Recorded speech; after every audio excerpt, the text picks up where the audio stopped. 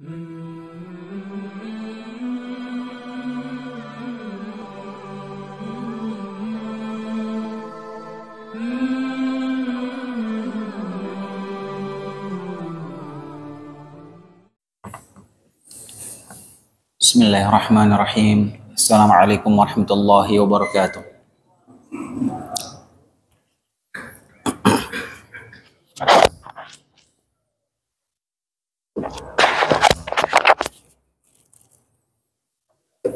Innal hamdalillah nahmaduhu wa nasta'inuhu wa nastaghfiruh wa na'udzu billahi min shururi anfusina wa sayyiati a'malina. Man yahdihillahu fala mudilla lahu ومن يضلل فلا هادي له أشهد أن لا إله إلا الله وحده لا شريك له وأشهد أن محمدا عبده ورسوله صلى الله عليه وعلى آله وسلم تسليما كثيرا أما بعد اللهم لا علم لنا إلا ما علمتنا اللهم علمنا ما ينفعنا وانفعنا بما علمتنا وزدنا علما وأصلح لنا شأننا كله ولا تكلنا إلى أنفسنا طرفة عين. Hadirin rahimani wa rahimakumullah, kita lanjutkan pembahasan tafsir juz amma, dan insyaallah taala di kesempatan malam ini kita akan membahas tafsir surat Al-Balad. Surat Al-Balad, hadirin azanallahu wa iyyakum, adalah surat Makkiyah yang Allah turunkan sebelum Nabi Muhammad SAW hijrah ke kota Madinah. Karenanya permulaan surat ini di awal ayatnya, ayat pertama Allah bersumpah dengan negeri Makkah. Allah Subhanahu wa taala berfirman, Bismillahirrahmanirrahim, la uqsimu bihadzal balad. Aku bersumpah dengan negeri ini. Maksudnya di sini tidak ada khilaf di kalangan para ulama bahwasanya negeri yang dimaksud dalam ayat ini adalah kota Makkah. Apa makna la di sini? La di sini ada khilaf para ulama tafsir. Makna la di sini apa? Yang pertama mengatakan la di situ. La itu kalau secara harfiah ya artinya itu penafian. Dia menafikan, tidak atau bukan. Jadi pendapat pertama, la di sini itu Allah membantah. Menurut pendapat sebagian ahli tafsir, Allah SWT membantah persangkaan orang-orang musyrik yang meyakini bahwasanya mereka itu tidak akan dibangkitkan setelah mereka meninggal. Makanya Allah membantah. Jadi seakan-akan makna ayat tersebut, tidak benar persangkaan kalian wahai kaum musyrikin bahwa tidak ada hari kiamat. Sungguh aku bersumpah dengan kota ini. Ini pendapat pertama. Pendapat kedua,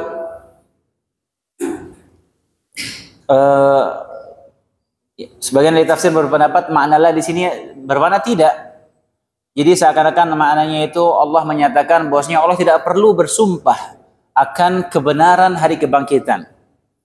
La uqsim, qasama yaqsim itu artinya bersumpah kalau dalam bahasa Arab. La uqsim artinya aku tidak bersumpah.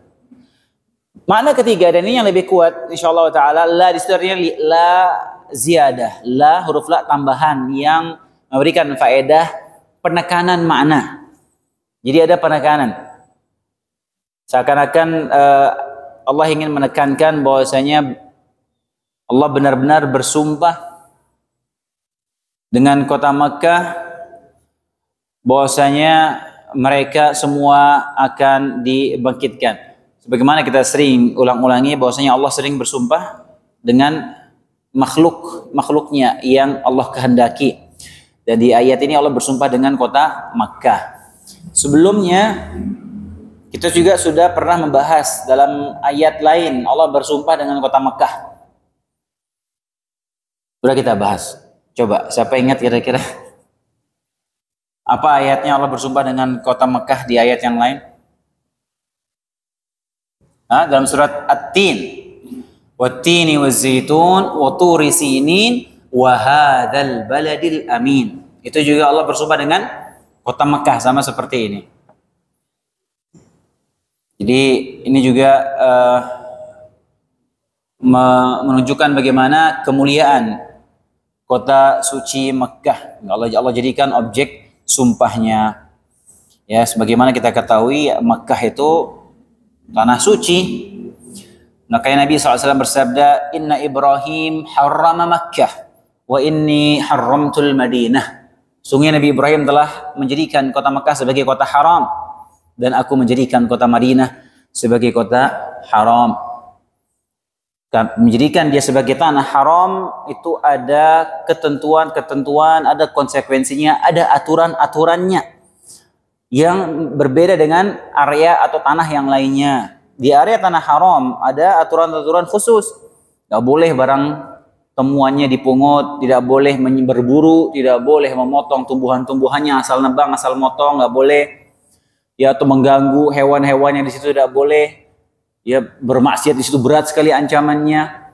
Dan berbagai macam aturan-aturan yang lainnya di tanah haram. Makanya tanah haram orang hati-hati, nggak ada yang beri macam-macam di area tanah haram. Dan perlu diperhatikan hadirin, tidak semuanya area kota Makkah dan kota Madinah itu tanah haram, tidak semuanya. Ada batasan-batasannya. Jadi kota Makkah itu besar dan area tanah haram itu ada hanya sebagian area saja di dalam kota Makkah. Demikian juga di kota Madinah seperti itu. Kita dulu di Madinah ada tuh, kalau kita lihat di Madinah sama di Makkah ada semacam tugu ya, lumayan besar tugunya, ditulisannya itu end of haram area. Ini batas tanah haram selesai habis sampai sini gitu.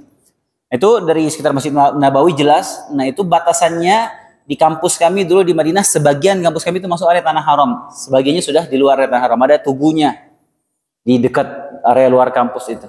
Nah, area tanah haram itulah yang punya ketentuan khusus. Ada aturan-aturannya, nggak boleh kita sembarangan di situ. Mau menebang pohon pun juga kita nggak boleh sembarangan di tanah haram. Tapi sekarang mau tanya, Baitul Maqdis, apakah termasuk tanah haram atau bukan? Baitul Maqdis termasuk tanah haram atau bukan hadirin? Jawabannya bukan ya. Bukan. Jadi mungkin sebagian orang salah menyangka, dikira Masjidil Aqsa atau Baitul Maqdis itu termasuk tanah haram. Dia tanah yang berkah, area yang berkah, area yang dimuliakan, Allah sebutkan dalam Al-Quran, tapi tidak ada hukum tanah haram di situ. Ya, berbeda kalau versi orang Syiah ya. Karbala itu luar biasa, radius puluhan kilometer tanah suci kalau versi mereka. Taib.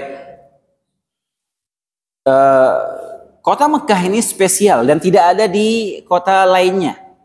Allah berikan keistimewaan kota Mekah, yaitu orang kalau ada dia niat buruk saja di kota Mekah, baru sekedar niat mau melakukan keburukan untuk kota Mekah, maka Allah adab dengan adab yang sangat pedih.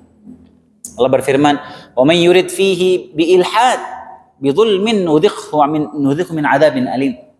Barang siapa yang bermaksud melakukan kejahatan secara zalim di dalamnya di dalam kota Mekah, maka kami akan berikan dia adab yang sangat pedih. Dan ini tidak ada di kota-kota lain. Khusus Allah berikan ancaman. Orang kalau meniat macam-macam di kota Mekah, sekedar dia niat saja walaupun dia di luar kota Mekah, siap-siap mendapatkan adab dari Allah Subhanahu wa taala. Ayat kedua, wa anta hillum bihadzal balad. La uqsimu bihadzal balad wa anta hillum bihadzal balad. Dan engkau Muhammad bertempat di negeri Mekah ini.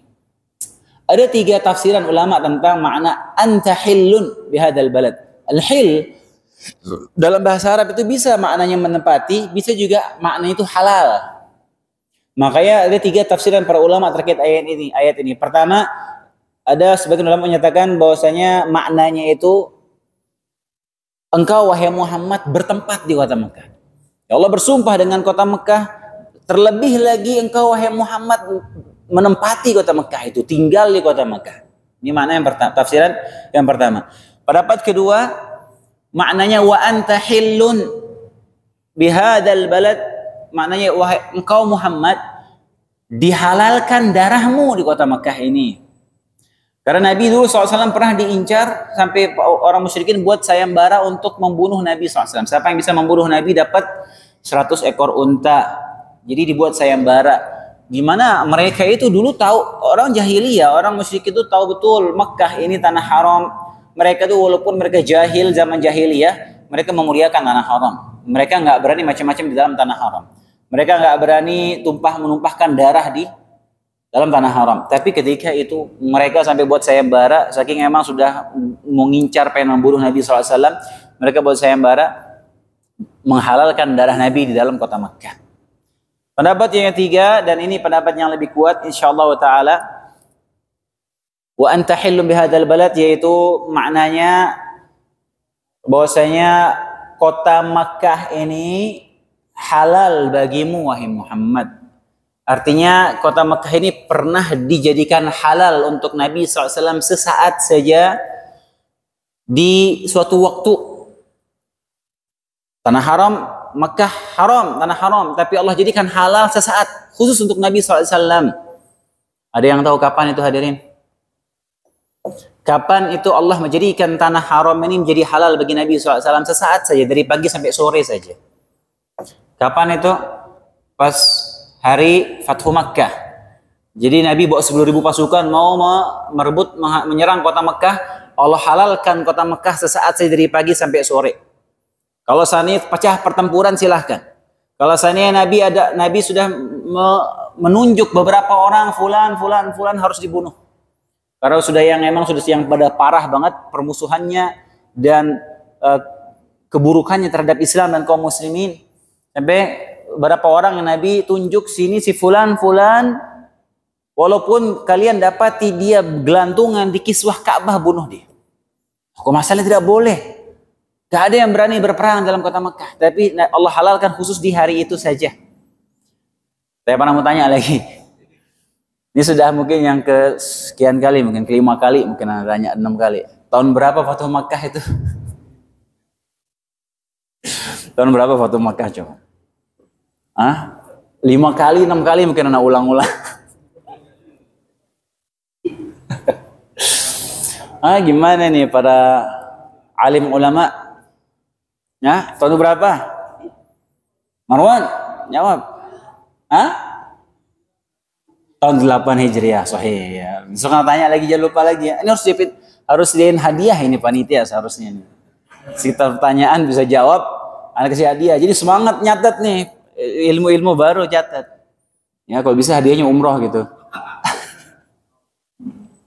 Jadi pada nyatat semua masjid. Baik. Itu dia 3 pendapat ya. Wa anta hillum bihadzal balad. Wa walidin wa ma walad. Dan demi pertalian bapak dan anaknya. Di sini juga ada 2 makna ya. Di kalangan para ahli tafsir. Dan demi orang tua, yang Allah bersumpah demi orang tua dan anak yang dilahirkannya. Allah bersumpah. Pendapat lain, yaitu demi orang yang melahirkan dan orang yang tidak bisa melahirkan. Ada yang memaknai seperti itu. Jadi wa walidin yang melahirkan, wa ma walad yang tidak melahirkan, artinya yang mandul. Tapi pendapat yang pertama lebih kuat. Yaitu Allah bersumpah dengan pertalian seorang ayah dan anaknya. Nah, setelah Allah bersumpah tadi dengan rentetan sumpah tadi dari ayat 1 sampai ayat 3, kemudian Allah berfirman di ayat keempat, laqad khalaqnal insana fi kabad. Sungguhnya kami telah menciptakan manusia dalam keadaan kepayahan. Allah bersumpah, Allah menyatakan bahwasanya Allah menciptakan manusia dalam keadaan payah. Allah jadikan manusia hidup di dunia ini payah keadaan manusia itu. Allah bersumpah menegaskan bahwasanya manusia itu hidup dalam berbagai macam kepayahan, kesulitan, kesusahan, masalah hidup. Semua ujian demi ujian, cobaan demi cobaan. Jadi jangan ada yang berprasangka dia ini hidup di dunia hidup senang-senang, ya hidupnya penuh dengan kesenangan. Itu kesenangan yang dusta. Semua manusia itu hidupnya payah, susah dari lahir sampai mati, sampai masuk dalam kubur hidup dia payah semua manusia itu. Dalam mengalami kesusahan demi kesusahan dari kecil, dari baru lahir, baru keluar, kali pusernya dipotong, nangis, ya belum lagi disunatnya, ya, belum lagi tumbuh gigi, sakit, demam, Anak kecil sakit ini, bolak-balik sakit ini, sakit itu. Terus pas dewasa lagi harus bekerja banting tulang cari nafkah. Pikir enak kayak gitu, berat. Nggak enak, tanggung jawab. Semakin dewasa semakin banyak beban pikiran, stres, tekanan hidup, diguncang sama kehidupan dunia ini. Udah tua, badan mulai melemah. Ya, mata mulai rabuan, pendengaran mulai berkurang, otot-otot mulai melemah, sendi-sendi sakit, macem-macem ya. Udah mulai ngantongin balsem mulu. Minyak angin, balsem. Terus makin lemah, sakit-sakitan, bolak-balik rumah sakit. Meninggal dunia dalam kubur, ditanya-tanya lagi sama malaikat. Syukur-syukur selamat dari azab kubur, dibangkitkan dari kiamat padang mahsyar. Pikir enak. Kita sudah jelaskan bagaimana menderitanya manusia di padang mahsyar. Berat. Makanya Allah bersumpah bahwasanya manusia diciptakan itu dalam keadaan payah. Kapan manusia bisa selesai dari semua kepayahan dan kesusahan itu? Pada saat manusia melangkahkan kakinya masuk ke dalam surga, baru selesai semua kesusahan itu. Tidak ada kesedihan, wala kesusahan, wala kekhawatiran, wala sakit, semua tidak ada. Makanya ada seorang datang kepada Imam Ahmad, wahai Imam, saya jauh-jauh datang dari Khurasan menemuimu, mau nanya satu pertanyaan ini. Apa itu? Kata Imam Ahmad, kapan manusia selesai dari kesusahan hidupnya? Kata Imam Ahmad, pada saat langkah pertama kau masukkan kakimu ke surga, baru selesai. Baru tidak ada lagi yang susah dalam kehidupan ini. Ya, ya hidup kita ya itu isinya sudah. Ujian demi ujian, pindah dari ujian ke ujian berikutnya. Maka jangan kita mengira hidup itu enak. Ya. Makanya ini juga kata Imam Al-Qurtubi, ini pertanda bahwasanya emang manusia itu hamba Allah Subhanahu wa taala dan dia harus tunduk sama penciptanya. Buktinya apa? Buktinya dia tidak bisa memilih jalur enak-enak terus, nggak bisa. Pasti ada saatnya dia menderita, pasti akan ada saatnya dia jatuh sakit, dia kena masalah. Kalau manusia bisa memilih takdirnya, bisa memilih jalannya, pasti dia akan milih enak terus dari lahir sampai mati, enak terus keadaannya. Matinya tanpa ada rasa sakit misalnya. Tapi dia nggak bisa milih jalur enak itu, pasti dia akan menderita. Ini buktinya ada Allah, ada Rabb yang mengatur hidupnya. Dan dia harus tunduk sama Rabb tersebut.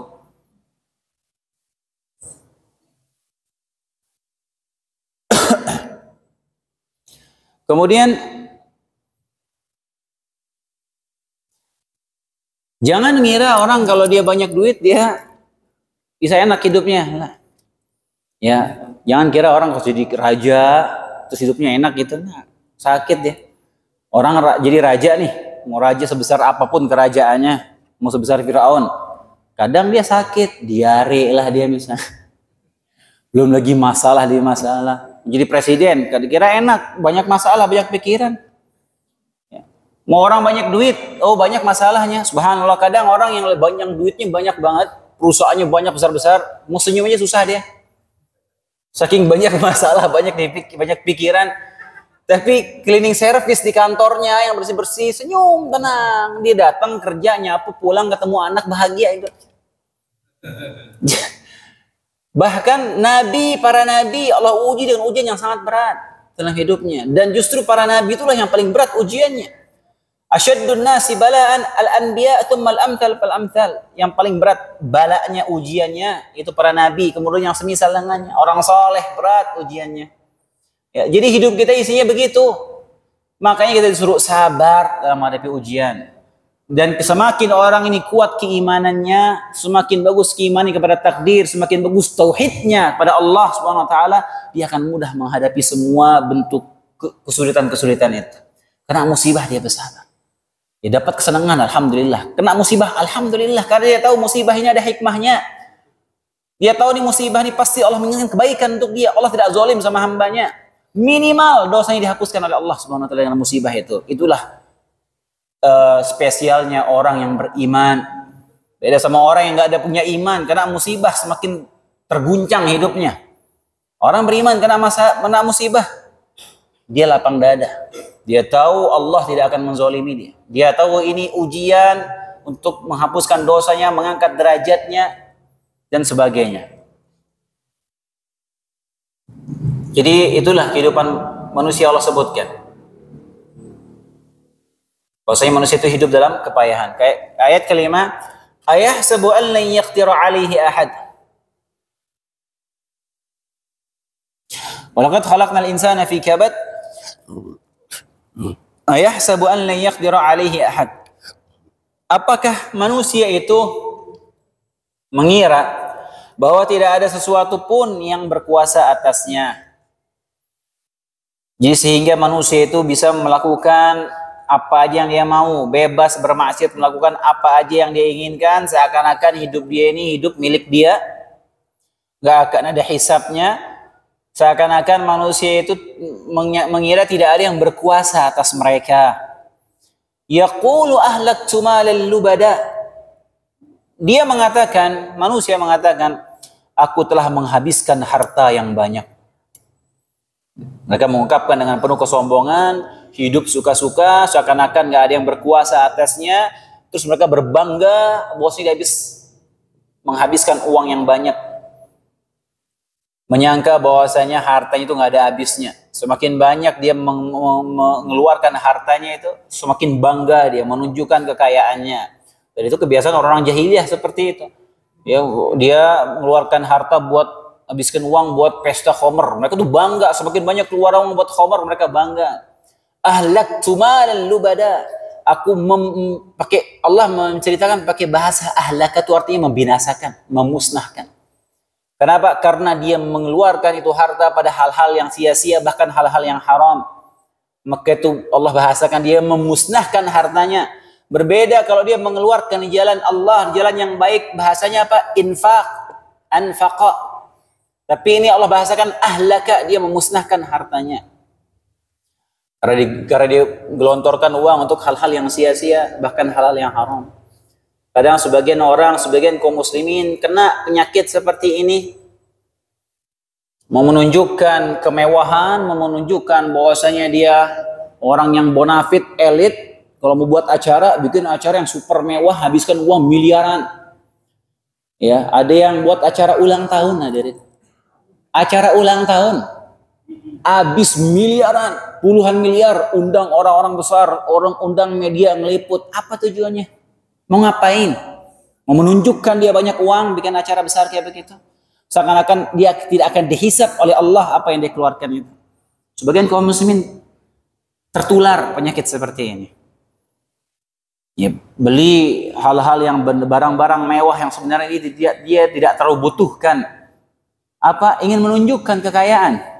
Ya, bahaya seperti itu ya, wa'iyadzubillah. Wa'iyadzubillah. Ayahsabu an lam yarahu ahad. Ayat ke-7. Apakah dia mengira bahwa tidak ada sesuatu pun yang melihatnya? Di tatkala orang-orang yang tadi mengatakan ahlaktu malal lubada, aku telah menghabiskan harta yang banyak, mereka mengucapkannya dengan penuh kesombongan, seakan-akan dia tidak ada yang melihat mengawasinya perbuatan tersebut. Sungguh mereka pasti akan dihisab oleh Allah SWT, besar maupun kecil amalannya, besar maupun kecil harta yang dikeluarkannya, semua akan dihisab oleh Allah Subhanahu wa taala. Kemudian akan dicatat dan dihisab. Kemudian selanjutnya hadirin azanallahu wa iyyakum. Ayat selanjutnya, ayat ke-8, Allah mengingatkan manusia. Setelah Allah menyebutkan ayat-ayat tadi, selanjutnya Allah mengingatkan tentang nikmat dan karunia yang Allah berikan kepada manusia. Yang seharusnya nikmat-nikmat ini yang Allah ingatkan ini dijadikan sebagai sarana untuk mendekatkan diri kepada Allah. Nikmat-nikmat ini dijadikan untuk bersyukur kepada Allah Subhanahu wa taala, bukan justru untuk membangkang atau bahkan bermaksiat kepada Allah dengan nikmat itu. Nikmat apa itu yang Allah ingatkan? Di ayat selanjutnya Allah berfirman, alam naj'al lahu 'ainain. Bukankah kami telah menjadikan untuknya sepasang mata, wa lisanan wa syafatain. Kami akan jadikan untuknya lidah dan sepasang bibir. Sini Allah menunjukkan, mengingatkan akan karunia Allah Subhanahu wa taala. Nikmat mata, nikmat yang kita tidak bisa bayangkan besarnya hadirin. Nikmat penglihatan yang Allah kasih kepada kita, ini nikmat luar biasa yang nggak bisa kita tebus itu. Tidak ada, Anda rasa tidak ada satupun manusia di muka bumi ini. Anda rasa tidak ada satupun manusia di muka bumi ini yang dia diberikan kekayaan separuh dunia ini, kekayaan dikasih sudah. Asalkan matanya, penglihatannya dihilangkan, mungkin dia nggak akan mau ada. Kasih harta seperti hartanya Elon Musk misalnya. Jadi kasih saldo seperti uangnya Elon Musk. Tapi penglihatannya dihilangin, jadi buta, nggak bakal ada yang mau dari. Pernah kita bayangkan bagaimana berharganya nikmat mata yang Allah berikan kepada kita ini? Luar biasa. Bertahun-tahun Allah kasih nikmat mata yang sehat, ya bisa kita gunakan untuk melihat tanda-tanda kekuasaan Allah Subhanahu Wa Taala, melihat ciptaan Allah Subhanahu Wa Taala. Kita melihat ayat-ayat Allah Subhanahu Wa Taala, tapi sebagian manusia justru menjadikan mata ini sarana untuk dia bermaksiat kepada Allah Subhanahu wa taala. Tidak mensyukurinya. Demikian juga nikmat lisan dan bibir. Allah jadikan ini sebagai penghias manusia. Kemudian Allah jadikan lisan dan bibir ini sebagai sarana untuk manusia itu bisa mengungkapkan apa yang ada dalam hatinya. Itu nikmat besar. Allah jadikan dia bisa berbicara, nikmat besar dari Allah Subhanahu wa taala. Tapi terkadang kita tidak mensyukuri itu dan terkadang justru menjadikan nikmat tersebut sarana untuk bermaksiat, untuk mengeluarkan kata-kata tidak pantas, untuk merendahkan orang lain, mencaci orang lain, tidak digunakan untuk berzikir kepada Allah Subhanahu wa taala. Tidak digunakan untuk membaca kalamullah, digunakan untuk hal-hal yang haram dan sia-sia. Makanya Allah mengingatkan kedua nikmat tersebut. Kemudian ayat ke-10, wahadainahun najdain, dan kami telah menunjukkan kepadanya dua jalan, itu jalan kebaikan dan jalan kejahatan. Allah sudah ajarkan, Allah sudah tuntunkan. Allah Subhanahu wa taala tidak membiarkan manusia setelah diciptakan terus dilepas begitu saja, tidak. Allah tuntunkan, Allah turunkan Al-Quran, Allah utus para nabi untuk menunjuki manusia. Bahkan manusia itu sendiri Allah kasih insting. Dia tahu mana yang baik, mana yang buruk. Secara umum manusia tahu, Allah kasih insting. Mau seburuk-buruknya, ini harus pernah sampaikan di sini kalau tidak salah. Mau seburuk-buruknya orang tukang bohong, orang yang paling tukang ngibul sekalipun, dia nggak akan suka dikibulin juga, hadirin. Dia nggak akan suka kalau dibohongin juga, pasti dia gedek. Kenapa? Dia tahu itu perkara buruk itu. Berdosa itu perkara buruk. Allah jadikan dia paham, ini buruk, ini baik, ini buruk. Tambah lagi Allah turunkan nabi, Allah turunkan kitab suci, menunjukkan manusia ini yang baik dan buruk. Manusia tinggal milih saja jalan mana yang mau ditempuh. Falaqtahamal aqabah, ayat ke-11, tetapi dia tidak menempuh jalan yang mendaki lagi sukar. Aqabah, hadirin azallahu alaikum, aqabah itu artinya itu jalan yang di sela-sela gunung. Jadi di Mekah itu kan banyak gunung ya, banyak sekali gunung batu. Nah mereka zaman dulu itu kalau mau kemana-mana sering mereka menempuh jalan harus melewati antara gunung begitu, celah-celah gunung itu mereka daki, digunungi gunung batu dan jalan itu sulit hadirin. Bisa dilewati tapi sulit, butuh perjuangan ya. Enggak seperti sekarang itu banyak sama pemerintah Saudi sekarang banyak sekali gunung yang sudah dihancurkan, dibolongin, dibikin terowongan, jadi banyak gunung yang sudah dihilangin. Tapi dulu mereka kalau mau kemana-mana mau kamu lewat jalur gunung-gunung batu seperti itu Aqabah namanya. Jalan yang terjal dan sulit untuk dilewati. Nah, yang dimaksudkan Aqabah di sini menurut sebagian ahli tafsir adalah jalan menuju surga. Jalan menuju surga. Tapi mereka tidak menempuh jalan Aqabah, jalan yang sukar, maksudnya jalan menuju surga. Kenapa? Karena emang jalan menuju surga itu Allah hiasi dengan perkara-perkara yang manusia benci. Allah jadikan jalan menuju surga itu Allah hiasi dengan perkara-perkara yang manusia yang tidak sesuai dengan hawa nafsu manusia ya. Huffatil jannatu bil makarih wa huffatin naru bis syahawat. Allah menghiasi surga itu dengan perkara-perkara yang dibenci sama manusia. Mau jalan menuju surga itu manusia itu tidak condong ke situ. Tapi Allah menghiasi jalan menuju neraka dengan syahwat yang jiwa manusia condong kepada syahwat tersebut. Nah, Allah mengingatkan, apakah mereka tidak menempuh jalan yang sukar itu, jalan menuju surga? Jalan menuju surga ya terkesan sulit bagi orang yang kurang imannya. Ya, makanya jalan menuju surga bagi orang yang tenggelam dalam maksiatnya itu berat sekali, hadirin. Berat. Berbeda kalau orang yang beriman, jalan yang berat itu mudah, insya Allah dia tempuh. Kenapa? Karena ada kekuatan iman dalam dirinya. Bandingkan sama orang yang sudah tenggelam sama maksiat, subhanallah. Orang yang kalau dia tenggelam sama maksiat, ya hatinya sudah terlalu banyak ditutupi dosa, terlalu banyak beban dosa yang dia pikul. Dia mau beribadah, mendekat kepada Allah itu berat sekali, hadirin. Orang yang biasa maksiat, gak pernah ngaji, gak pernah sholat misalnya, coba suruh baca satu halaman aja Al-Quran, coba.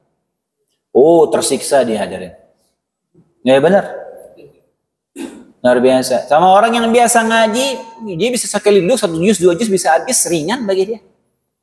Ya, subhanallah. Itu makna aqabah ya. Pendapat lain terkait makna ayat tadi, falaqtahamal aqabah, yaitu maksud aqabah itu adalah gunung di neraka.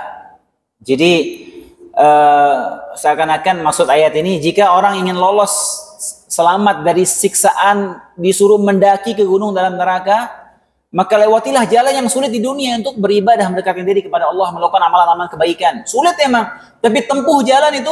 Kalau kalian tidak mau menempuh, disuruh mendaki gunung, disuruh di neraka. Kita sudah jelaskan ketika bahas rukun iman. Di dalam neraka itu salah satu azab dalam neraka itu, penghuni neraka itu disuruh naik ke gunung yang sangat terjal, tajam, dan batunya sangat panas sehingga melepuh tangan kaki mereka ketika mendaki gunung itu. Disuruh seperti itu. Sanurhikuhu sa'uda. Allah menceritakan tentang orang yang tidak mengimani Al-Quran. Allah akan perintahkan dia untuk naik ke gunung di neraka. Gunung yang sangat panas. Jadi penurut tafsiran yang kedua, ayat ini, kalau kalian tidak mau diadab, suruh naik ke gunung di neraka itu, maka tempuhlah jalan yang sulit ketika di dunia. Itu jalan yang sulit itu apa yang dimaksud? Dia melakukan kebaikan-kebaikan, melakukan amalan-amalan soleh yang akan disebutkan di ayat setelahnya ini. Apa itu jalan yang sulit? Jalan sulit untuk amalan-amalan kebaikan yang Allah gambarkan seakan itu jalan yang sulit. Wa ma adraka mal aqabah, fakku raqabah, yaitu membebaskan budak. Nih pertama Allah sebutkan. Mau selamat dari azab neraka, mau masuk surga, melakukan amalan-amalan kebaikan yang itu berat menurut sebagian orang. Apa Allah sebutkan pertama? Bebaskan budak. Ya, jadi perbudakan itu jauh dari zaman, dari jauh sebelum zaman Nabi itu orang perbudakan di seluruh dunia. Jadi jangan digambarkan seakan-akan perbudakan itu hanya ada di Jazirah Arab ketika itu. Enggak. Seluruh dunia ada perbudakan. Bahkan cuman Islam yang sangat menganjurkan, menekankan itu untuk banyak-banyak bebasin budak. Makanya dalam banyak hukum, ketika seorang ingin menebus atau bayar kafarat sesuatu, urutan pertama disuruh perintahkan apa? Bebasin budak dulu. Jika dia jima di siang hari Ramadan, pertama urutan kafaratnya apa? Bebasin budak. Untuk dia nebus janjinya, ketika dia bersumpah kemudian mau membayar kafarah sumpahnya, yang urutan pertama apa? Bebasin budak lagi. Dan banyak hal. Jadi Islam itu sangat memotivasi untuk membebaskan budak. Ini yang pertama. Tapi sekarang sudah nggak ada ya. Ya, sekarang udah nggak ada.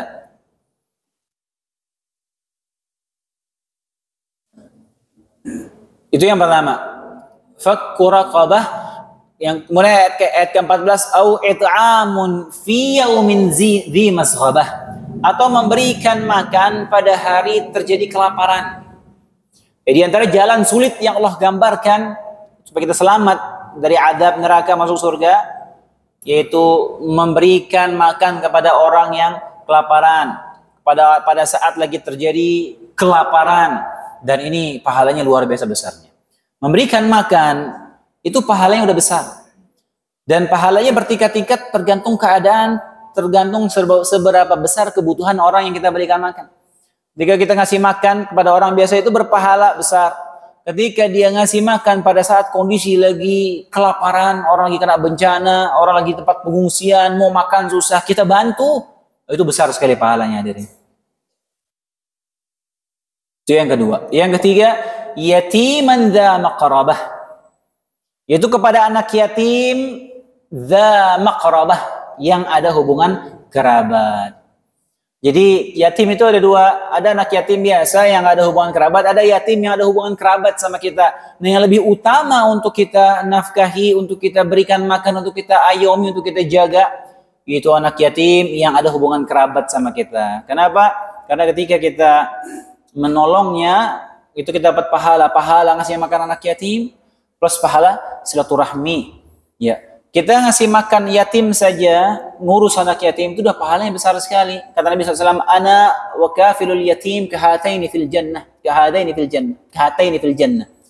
Aku dengan orang yang mengayomi ngurus anak yatim seperti ini di surga, kata Nabi SAW, dengan menempelkan dua jarinya. Artinya dekat sekali sama Nabi di surga, bayangin hadirin.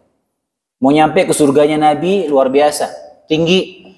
Mau seperti itu, urus ayomi anak yatim. Diurus benar-benar ya, urus kasih makan, perhatikan sekolahnya sampai dia balik. Yatiman dza maqrabah, jadi utamakan yang ada kerabat. Misalnya kita ya ponakan, misalnya yatim ya, itu keluarga-keluarga itu diperhatikan. Au miskinan dza matrabah, ini yang berikutnya, atau orang miskin yang sangat fakir. Matrabah itu dari kata turab, artinya tanah. Jadi Allah menggambarkan saking miskinnya dia orang ini sampai dia nggak punya apa-apa kecuali tanah saja dia punya. Saking miskinnya, nggak punya apa-apa, cuman tanah aja dia punya di tangannya. Saking miskinnya Allah gambarkan seperti itu. Kita kasih makan orang dalam kondisi fakir seperti itu pahalanya luar biasa besar. Kita ngasih makan orang miskin yang biasa saja itu udah pahalanya luar biasa. Dan kondisi pahala bertingkat tergantung kondisi. Semakin dia sangat membutuhkan orang ini kita bantu, maka pahalanya semakin besar. Kemudian selanjutnya ayat ke-17, "Tsumma kana minal ladzina amanu wa tawasaw bis sabri wa tawasaw bil marhamah." Kemudian dia termasuk orang-orang yang beriman dan saling berpesan untuk bersabar dan berpesan untuk berkasih sayang. Dua pendapat kalangan para ulama terkait mana ayat ini. Pendapat pertama, ya, "Tsumma kana minal ladzina amanu", yaitu seakan-akan Allah mengingatkan bahwasanya orang kafir yang tadi, yang membangkang, yang menyombongkan diri, kalau dia melakukan kebaikan apapun, tapi dia tidak beriman, maka tidak akan diterima amalannya. Orang kafir kalau berbuat kebaikan apapun, di akhirat nggak akan dapat pahala apapun, nggak akan dapat apa-apa. Wa qadimna ila ma 'amilu min amalin faja'alnahu haba'an manthura. Datangkan kepada kami apa yang mereka kerjakan orang kafir ketika di dunia, maka kami jadikan amalan tersebut seperti debu yang berterbangan. Nggak ada manfaatnya. Abu Thalib kurang baik apa, kurang berjasa apa Abu Thalib kepada Nabi SAW. Tapi dia tidak selamat di akhirat. Kenapa? Karena dia tidak beriman. Makna yang kedua, tsumma kana minal ladzina amanu. Pendapat kedua di kalangan ahli tafsir, maknanya yaitu orang-orang kafir tadi.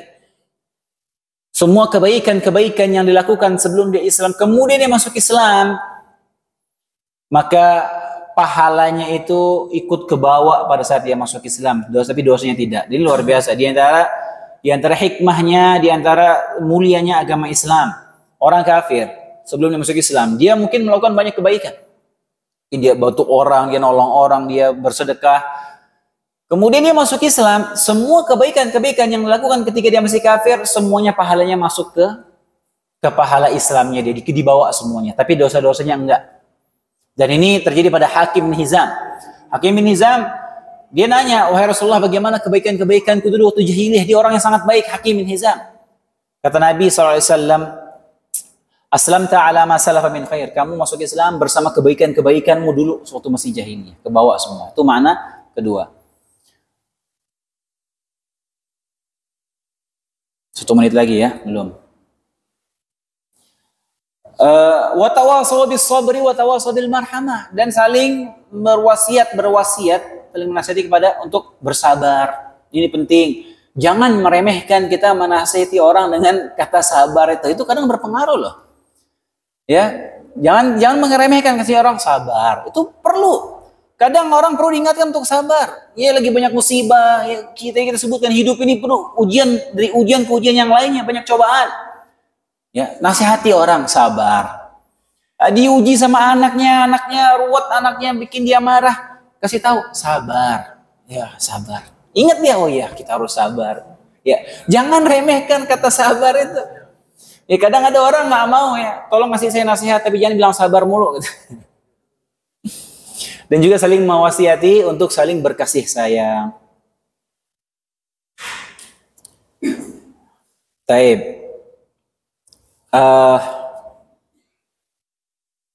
Terakhir, ulaika ashabul maimanah. Nah, mereka itu adalah orang-orang yang beriman dan saling berpesan tadi, berpesan untuk sabar dan berpesan untuk saling berkasih sayang. Mereka adalah golongan kanan, yaitu mereka adalah penghuni surga. Walladzina kafaru bi ayatina hum ashabul masy'amah. Dan orang-orang yang kafir terhadap ayat-ayat kami, mereka itu adalah golongan kiri, yaitu penghuni neraka jahanam. Ayat terakhir, alaihim narun mu'sadah. Dan mereka di dalam neraka yang tertutup rapat. Neraka itu kita jelaskan, rapat, tertutup, nggak ada celah, nggak ada lubang, pintunya nggak akan terbuka, seakan-akan mereka dalam presto hadirin dalam neraka itu. Wal'iyadu billah. Iya benar, mengerikan. A'udzubillah. Baik, demikian yang bisa kita kaji di hari ini. Kurang lebihnya saya mohon maaf ya, insyaallah kita lanjutkan di pertemuan berikutnya. Subhanakallahumma bihamdik asyhadu an la ilaha illa anta astaghfiruka wa atubu ilaik. Assalamualaikum warahmatullahi wabarakatuh.